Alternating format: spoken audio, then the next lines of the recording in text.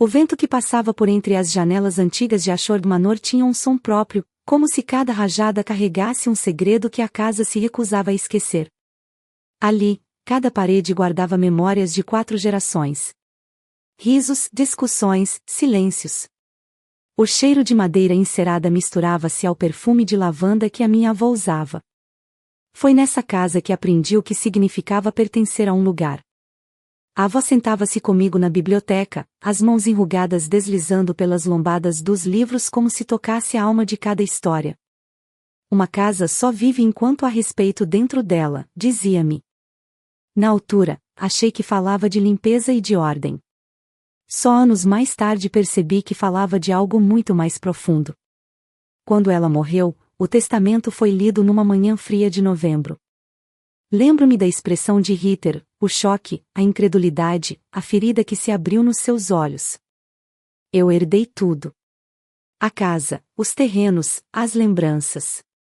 Ela, nada. Durante semanas, não me atendeu o telefone. E quando finalmente o fez, a voz dela tremia. Tu sabes que a avó me amava. Isto deve ser um erro. Não era. A avó tinha deixado tudo para mim, com uma frase curta e cruel na simplicidade. A Diana entende o verdadeiro valor da família e do lar. Confio-lhe a Ashford Manor. Foi o maior presente da minha vida, e também o mais pesado. Porque, no instante em que recebi aquela casa, perdi a minha irmã. Mesmo assim, decidi abrir mão do orgulho. Ofereci-lhe o que podia, vive lá, Ritter. De graça. Cuida da casa, aproveita o jardim. A avó ficaria feliz por saber que ainda há risos dentro das paredes. Ela aceitou. E por um tempo, acreditei que tinha feito certo.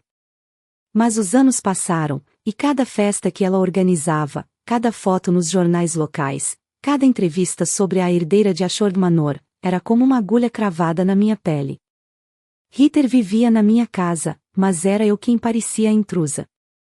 E eu dizia a mim mesma que não importava, que o importante era ver a casa viva, com luzes acesas e vozes nos corredores. Mas, no fundo, sabia que havia algo errado. Porque o respeito, aquele que a avó dizia ser o coração de um lar, já não morava ali. E eu ainda não sabia que o som de um simples sino iria arrancar, de uma vez por todas, o resto do amor que ainda restava entre nós. Aquele jantar seria o ponto sem retorno. E tudo começou com um pequeno sino de prata. Era um daqueles jantares em que tudo parecia cuidadosamente encenado. O salão principal estava iluminado por candelabros de cristal, e a mesa longa, com talheres de prata, flores frescas e taças alinhadas com precisão, mais parecia o cenário de uma fotografia do que uma refeição em família. 18 pessoas. Risos ensaiados, conversas superficiais, o som distante do piano vindo do corredor. Ritter sentada à cabeceira, com o mesmo sorriso que aprendeu a usar quando quer que o mundo acredite que está tudo sob controle. Eu sentei-me a meio da mesa, observando tudo em silêncio. Era estranho, estar ali, na minha própria casa, e sentir-me como uma convidada. Mas o desconforto ainda tinha uma forma suportável até que o som do sino cortou o ar. 3 toques. Agudos. Frios. Precisos. Oliver, o filho de 12 anos de Ritter, segurava um pequeno sino de prata, um objeto antigo que costumava estar na biblioteca da avó, usado apenas para chamar o mordomo nos anos 50. Ele ergueu o queixo e anunciou, com a confiança de quem nunca ouviu a palavra limite. Os servos devem vir quando chamados. O riso que se seguiu não foi alto, mas foi suficiente para me despedaçar. Tio Marcos bateu na mesa, Jennifer tapou a boca a rir, e até a minha mãe, lá no fundo, sorriu sem perceber o peso daquilo. Ritter inclinou-se para o filho, fingindo uma reprimenda suave. Querido, a tua tia Diana não é criada. É família. E antes que eu pudesse respirar, ela acrescentou, num tom doce e venenoso. Mas, de facto, sempre foi muito boa a servir os outros. É o que ela faz melhor. Mais risos. E, naquele instante, percebi que não era apenas uma frase cruel, era uma sentença. Uma forma de me reduzir ao papel que ela queria que eu tivesse, o de alguém que serve, que sustenta, que permanece invisível para que os outros possam brilhar. Senti o sangue arder. Mas não disse nada. Apenas deixei o copo sobre o aparador, o som do vidro ecoando pela sala como um adeus contido. Levantei-me, caminhei até ao hall, peguei no meu casaco e saí. Atrás de mim, ouvi o murmúrio confuso de vozes. E, por fim, a voz de Marcos, com ironia. Bem, isso foi dramático. No carro, o silêncio era quase físico. As luzes da mansão refletiam-se no espelho retrovisor, aquele lugar que deveria ser o símbolo da união da família, agora parecia um palco de arrogância e vaidade. Eu segurei o volante com força, sentindo algo a quebrar cá dentro. Não era apenas raiva.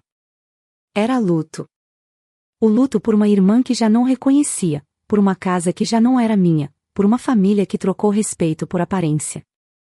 E, nesse silêncio, percebi algo que me gelou por dentro. O sino que Oliver tocou não era apenas uma brincadeira. Era o som do ponto de não retorno. O momento exato em que o amor se transformou em fronteira. Olhei para a gaveta onde guardava os documentos de Ashore Manor. As chaves, o testamento, os papéis do terreno, tudo ali, à espera de uma decisão. E, pela primeira vez em anos, senti que estava pronta para tomar uma. Aquela noite terminou em silêncio. Mas antes do nascer do sol, o som de um novo toque de telefone iria mudar tudo. A casa estava em silêncio. Apenas o tic-tac do relógio marcava o tempo, cada segundo parecia uma pergunta que eu não queria responder. Na secretária, as luzes da cidade refletiam-se nos vidros das pastas onde estavam todos os documentos de Ashore Manor. Propriedade. Herança. Poder. Palavras frias até o momento em que alguém as desafia. Peguei no telemóvel. Uma notificação. Uma única mensagem de Ritter. Aprende respeito. Li, reli. E naquele instante, algo dentro de mim deixou de tremer. Durante anos, engoli o orgulho em nome da paz. Durante anos, disse a mim mesma que ser forte era o mesmo que ser generosa. Mas o que ela fez, o que ensinou ao próprio filho, não era só falta de respeito. Era a prova de que, para ela, eu nunca fui irmã. Fui apenas a sombra que sustentava a luz dela. Abri a gaveta e tirei o testamento da avó. As palavras escritas à mão pareciam ganhar voz. A Diana protegerá Ashore Manor como eu fiz. Com justiça. Justiça. A palavra ecoou dentro de mim como um juramento. Mas seria mesmo justiça? Ou apenas vingança disfarçada de coragem? Fechei os olhos. Vi o rosto da avó, o toque suave das mãos dela no meu cabelo, o modo como dizia que dignidade não se pede, conquista-se. E percebi, se eu continuasse em silêncio, estaria a trair tudo o que ela me ensinou. Peguei no telefone e disquei o número que sabia de cor. Patrícia?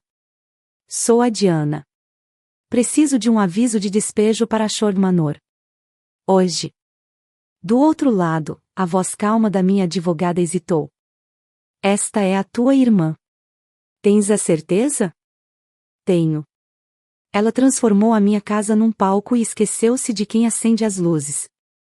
O som da impressora encheu o escritório. Assinei o documento com a mão firme, sem lágrimas, sem tremor. Pela primeira vez, senti que estava a recuperar o controle da minha própria história. Às 23h47, recebi a confirmação. Documento entregue a Ritter Morrison. Assinado pela destinatária. 3 minutos depois, o telefone começou a tocar. Ritter. 1, 2, 3, 9 vezes. Deixei tocar até o silêncio voltar. O mesmo silêncio que me acompanhava desde o jantar. Pesado.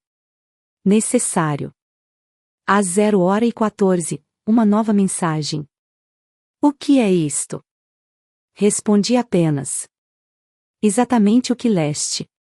Tens 30 dias para sair de Ashore Manor. Seguiu-se uma enxurrada de chamadas, promessas, ameaças, lágrimas. Mas já não havia espaço para conversa. Eu não era mais a irmã compreensiva. Eu era herdeira de Ashur-Manor, e, mais do que isso, era uma mulher cansada de ser tratada como serva na própria casa.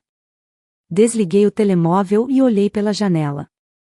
A lua refletia-se na superfície do rio, fria e perfeita. E eu, sozinha, percebia algo que doía mais do que qualquer insulto. Para proteger o que é teu, às vezes precisas perder quem amas. E enquanto o relógio marcava meia-noite, senti que o som do sino daquela noite ainda vibrava dentro de mim. Mas agora, não era um som de humilhação. Era um som de libertação. Eu achava que o mais difícil seria assinar o papel. Mas a verdadeira batalha começou quando a família descobriu o que eu tinha feito. O telefone começou a tocar antes mesmo do sol nascer. 7h15 da manhã. A primeira chamada foi da minha mãe. A voz dela tremia, misto de raiva e medo. Diana, a tua irmã ligou-me a chorar. Diz que a estás a expulsar da casa da família. Isto é verdade? Respirei fundo. Não da casa da família, mãe. Da minha casa. Silêncio. Um silêncio pesado, carregado de incredulidade. Mas a Ritter disse que a avó lhe deixou a propriedade. Fechei os olhos. Era mentira perfeita, contada vezes suficientes para se tornar verdade aos ouvidos de todos. Expliquei calmamente, palavra por palavra, o testamento, a decisão da avó, os 4 anos de silêncio, as festas, o fingimento. Quando terminei, a voz da minha mãe era apenas um sussurro. Meu Deus, eu acreditei nela. Mas a compaixão durou pouco. Mesmo assim, Diana, ela é tua irmã. Não podes fazer isto. Posso. E devo. Desliguei antes que as lágrimas me traíssem.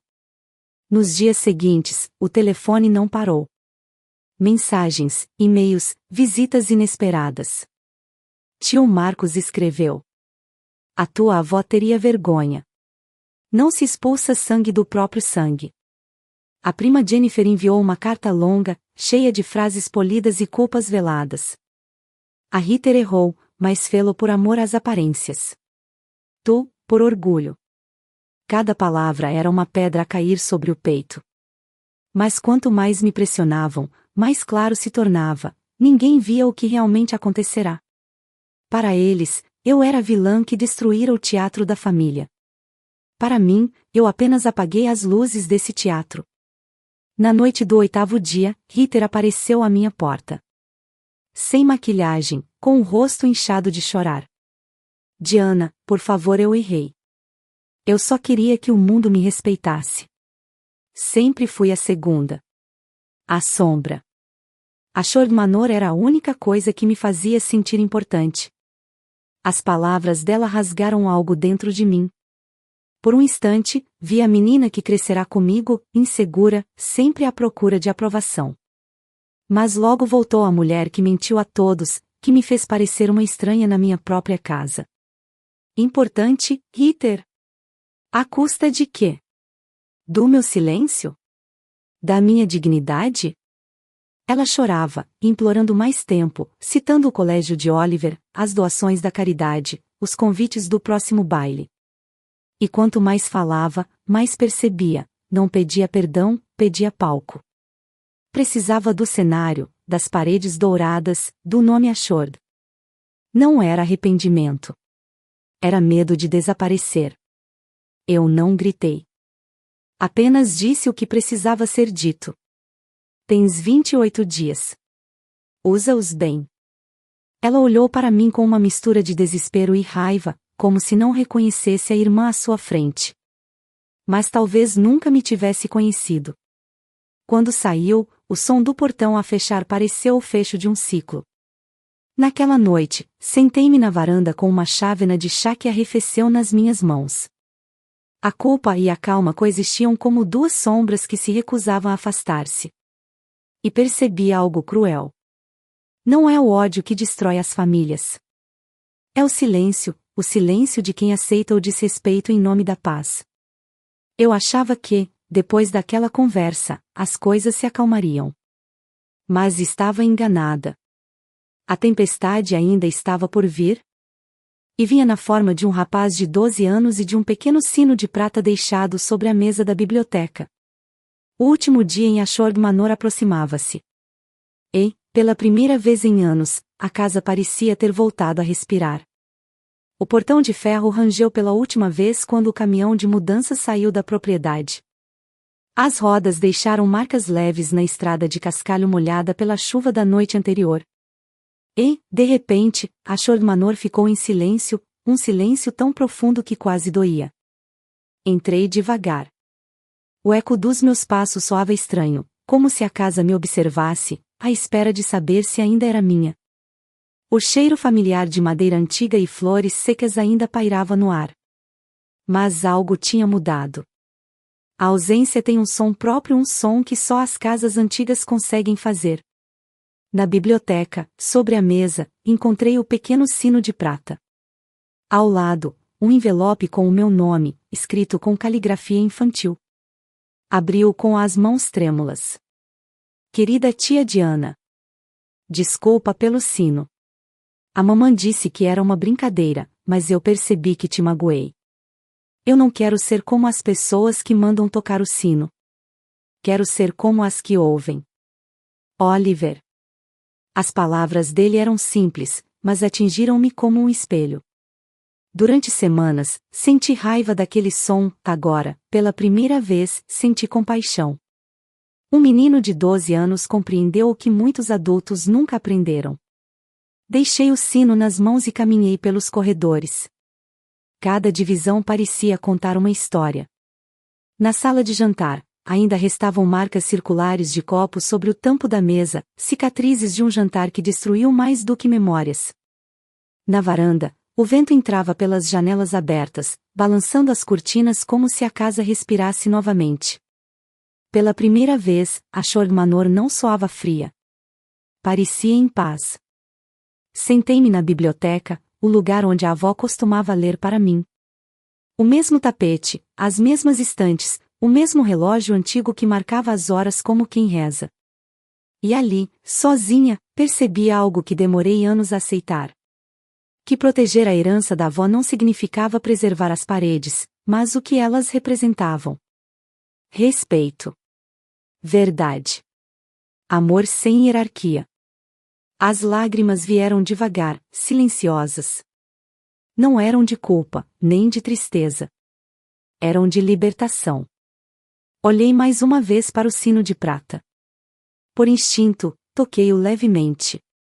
O som ecoou suave, quase carinhoso, como se, finalmente, a casa me perdoasse.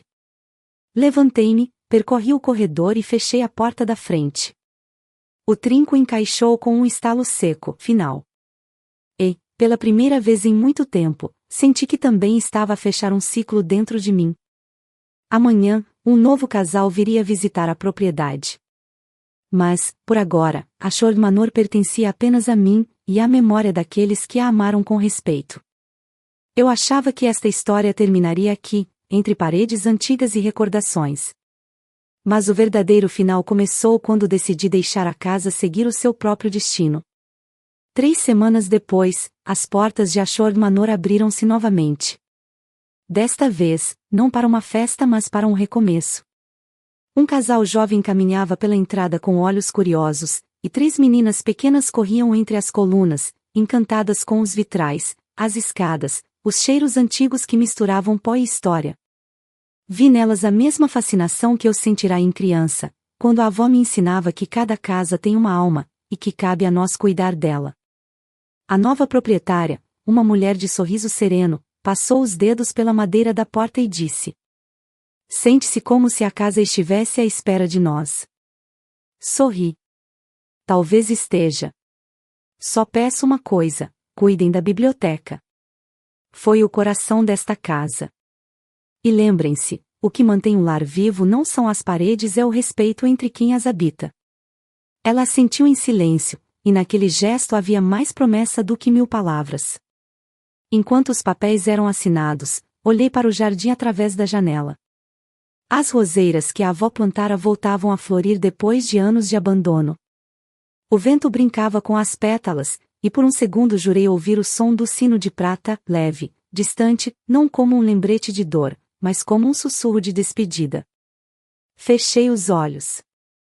E pela primeira vez desde o funeral da avó, senti paz. Não a paz que vem do esquecimento, mas a que nasce quando finalmente perdoamos, a nós mesmos, aos outros, e às histórias que não puderam ser diferentes. Vender a Shord Manor não foi perder a herança. Foi libertá-la. A casa precisava de novos risos, de novas vozes, de um novo coração. E eu precisava aprender a viver sem carregar o peso do passado. Nos dias seguintes, começaram as mudanças. Doações para instituições, retratos antigos guardados com cuidado, caixas rotuladas com o nome avó levadas para o meu pequeno apartamento. Entre elas, um único objeto ficou sobre a mesa, o sino de prata. Pensei em deixá-lo para trás, mas não consegui. Agora, ele já não representava humilhação, mas memória. Um lembrete de que o respeito não se exige com um toque, conquista-se com silêncio e dignidade. Saí de Ashord Manor pela última vez sem olhar para trás. Não por indiferença, mas porque sabia que, quando o amor cumpre o seu propósito, não precisa de ser vigiado. Algumas casas são feitas de tijolos. Outras, de lembranças. Mas as que resistem são aquelas construídas com amor e respeito. E, às vezes, para salvar uma casa, é preciso deixá-la partir. E você? Teria perdoado a Ritter ou fechado a porta também?